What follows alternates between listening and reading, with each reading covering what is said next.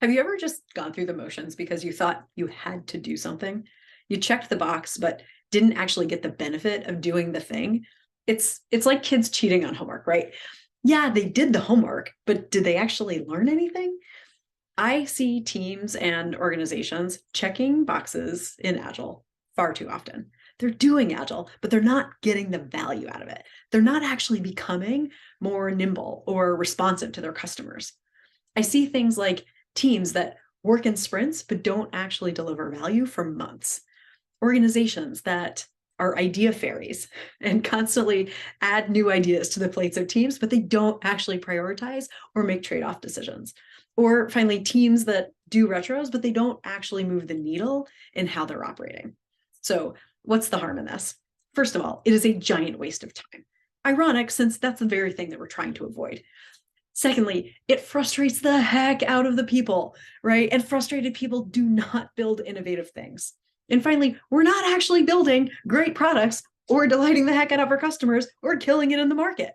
Now, I get it. It is way easier to check boxes and say we're doing Agile or Scrum, but actually getting nimble, that takes a lot of hard work. But I promise you, it is so worth it. Even if you haven't been on a high performing Agile team, you've probably been a part of some group or team that gets tons done, has fun, and really makes a difference for someone. That's the dream we're going for. That's what we're after. So, how do we get there? One step at a time. Identify one place where you, your team, or your organization is just checking that box. Have a conversation about it. Let's say it's estimating. What's the spirit or the intent behind that activity? In estimation, the value I see is that we can forecast a few sprints out. We can communicate to our stakeholders what's coming up and make easy trade-off decisions because we know we're comparing apples to apples. Are we getting that value from estimating?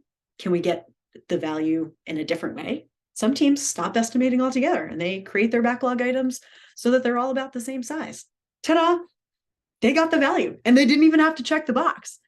I'm curious where you land. What's that one thing that you might start with, that one box that you might be checking that you could do better? And I'd love to hear your craziest stories of the teams or organizations you've seen doing Agile instead of actually being Agile. Let me know.